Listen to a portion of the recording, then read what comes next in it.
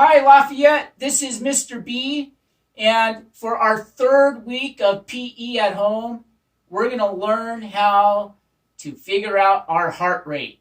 The heart rate means how fast our heart is beating in 1 minute. And doctors and coaches use the word heart rate quite a bit when they're working with patients and athletes and sharing information about exercise and health. So we're going to learn how to find our heart rate today. So for our heart rate, you're going to need something to write with, so a pen or a pencil, and some paper, because you're going to write down on this paper how many times you feel your heart beating for 10 seconds. So always have these handy next to you. So when we want to find our heart rate, we have to go to a special part of our body where we can feel the work of our heart. So what I'm going to do is I'm going to choose right below the bottom of my thumb at my wrist. I take 2 fingers from one hand, and then I'm going to set them down on my wrist right below the thumb. And I'm going to bring this up so that you can see it really, really well. 2 fingers right below the thumb across the wrist. And once we have that, you're going to need a method of counting for 10 seconds. You can be a family member who counts to 10, or if you have the ability to watch a clock for 10 seconds, or a stopwatch, or a timer on your phone, just something that you know marks the passage of 10 seconds of time.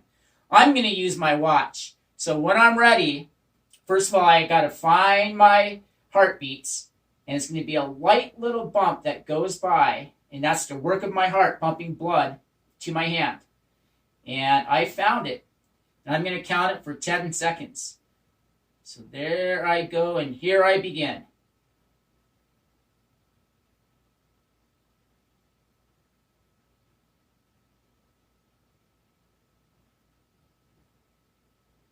And stop. So what I do, I counted 13 heartbeats during that 10 seconds, and I'm going to write that down on a piece of paper so that I don't forget. So I just wrote down the number 13. In your Google Slides this week, I put in what's called a heart rate table and instructions for how to use that heart rate table. I'm going to show you what one looks like that I just drew by hand. So it has a bunch of numbers on it. And the important thing to know is that all of the red columns are numbers for the heartbeats. And what you do is you go across to the yellow column, and that's going to tell you what your heart rate is for 1 minute. So I counted 13, so I go down to number 13. I go straight across to the yellow, and that tells me that in 1 minute of time, my heart beat 78 times. So we take our heartbeat count for 10 seconds, but this table changes it into the heart rate, which means how many times it's beating for 1 minute. And heart rate is what coaches and athletes use when they're talking about your heart. So what we're going to do next is I'm going to do 2 minutes of activity. And you're going to do this on your own at home. 2 or more minutes of activity. And I provided some choices for you. So we have jumping jacks, burpees, running in place, bear crab bear, frog jumps, and mountain climbers. So let me show you those again really quick so you know what they are. So jumping jacks, burpees, so push up, plus a jump up into the air. Then we have running in place. Bear, crab, bear. So in a bear, move around to a crab, move around, back to a bear. Just changing back and forth, crab to a bear anytime you want. Then we have frog jumps. Bend the knees. Jump as high as you can. And then we had mountain climbers. Hands on the ground, move the feet back and forth. Now, you get to choose any of these activities, plus any others that you know on your own. Now, you need a timer, because we want you to do this for 2 or more minutes. I'm going to play a song that we know very well. It's much longer than 2 minutes, but I'm just going to stay moving for at least 2 minutes, and then I'm going to take my heart rate again, and I'm going to see what happens to my heart rate. I know that I had 78 beats per minute, and I wasn't even really doing much. Now we're going to see what happens to it after I start moving around. So I'm going to start music. All right, here we go. Any of these movements that you want to do, you change whenever you want.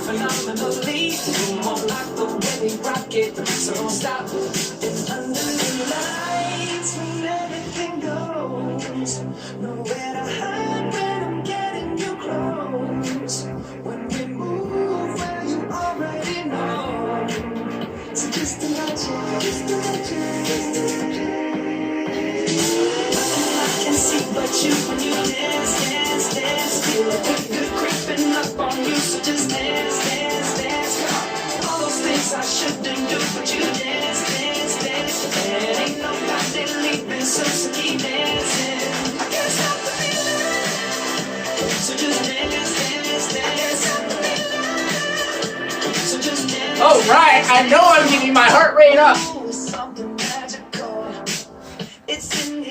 Gotta pace myself.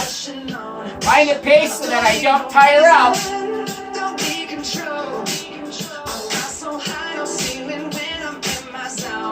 I got that sunshine in my pocket, got that good soul in my feet. I feel that hot blood in my body when it drops.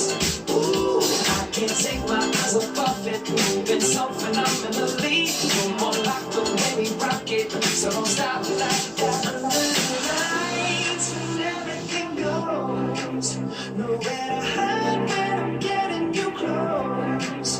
When we move, oh yeah, this feels good. No, I'm getting my heart rate up.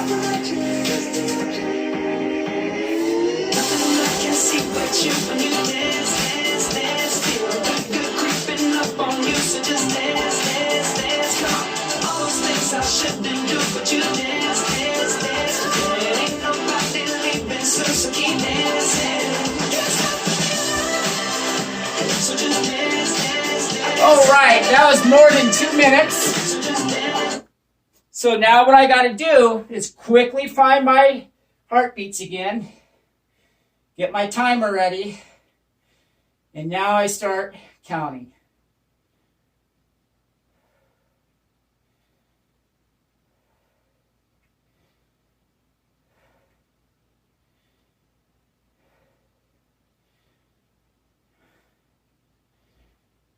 Okay, I counted 24 heartbeats during those 10 seconds.